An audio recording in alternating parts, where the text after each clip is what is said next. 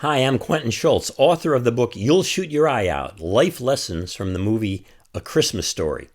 Now, there are lots of bits and pieces in the movie that don't get talked about very much, and I want to get into one of those now that's quite interesting. I was friends and a colleague with Gene Shepard, the screenwriter for the movie. He also wrote other things, told other stories, and so on. Well, Gene Shepard was always using hyperbole, that is exaggeration, in order to make his point in stories. There's this fantastic scene, it's a short scene near the beginning of the movie, where the old man is at the kitchen table. That's his battlefield. Okay, he's got all of his number 2 pencils sharpened and all, and he's doing battle with what? The newspaper puzzles. He is a great puzzle artist. Well, he's attempting to be. Okay, so he's going through these puzzles, and Mom is really skeptical of this. I mean, what's this obsession that he's got? Well, it's one of his dreams is to win one of these puzzles, and he stays with it. And he says, the puzzle is worth possibly 50,000. What is the name of the Lone Ranger's nephew's horse? Victor. His name is Victor. How the hell did you know that? Everybody knows that. Is that another one of your silly puzzles? Yeah, it's another one of our silly puzzles. Could be worth 50,000 bucks. That's a lot of money, gang.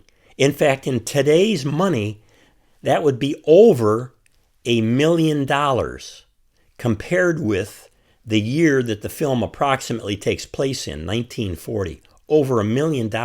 Can you imagine that there would be a newspaper puzzle that would pay over $1 million? Now, of course, that's hyperbole, exaggeration. But Gene Shepard, the screenwriter, was trying to make a couple of important points here. One was newspapers used contests in order to get readers addicted to these subscriptions.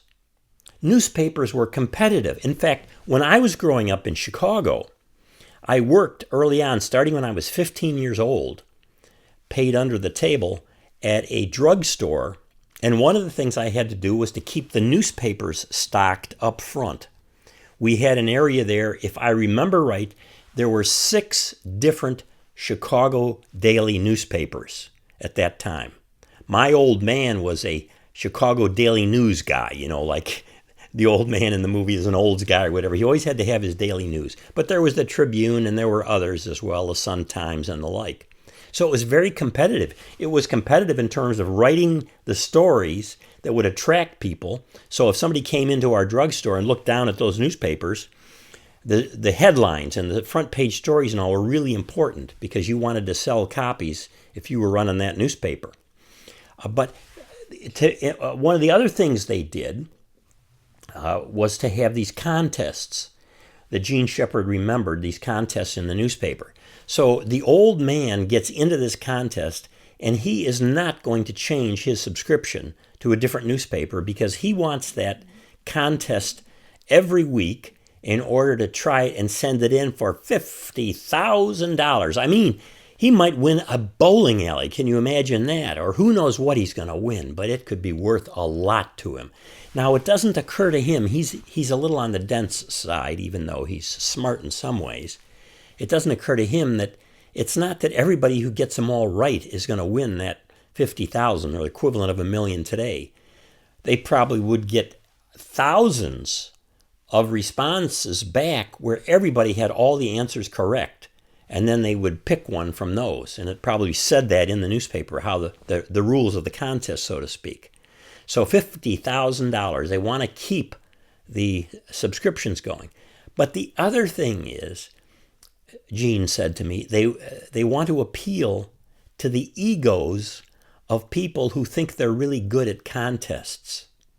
So his idea was that we all think we're good at something, and we stay with it, and we do it again and again and again because we want to show ourselves and prove to others how good we are at it. Now, the old man apparently was not so good at these contests. And this one on, the figures, these great figures in American literature. Don't you love it? And, of course, the question is, what's the name of the Lone Ranger's nephew's horse? The name is Victor, and the old man doesn't know.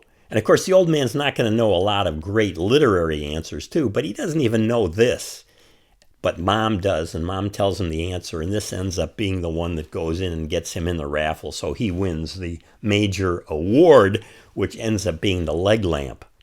So to have this as $50,000, or like $1 million today, to Gene Shepherd was very important. It's a kind of ego-related thing, and it's also showing how the newspapers worked at that time, and some media still do, with contests in order to get people addicted to those media. Thanks for watching, and if you'd like a copy of my book, I'll put a link down below. You can subscribe to this YouTube channel there too. And please, if you'd like a personal copy while I still have them, if there's a link down below, you can order a copy and I will sign it. Your friends and family will open the book and see it's signed just for them. In fact, tell me how to sign it. Thanks so much.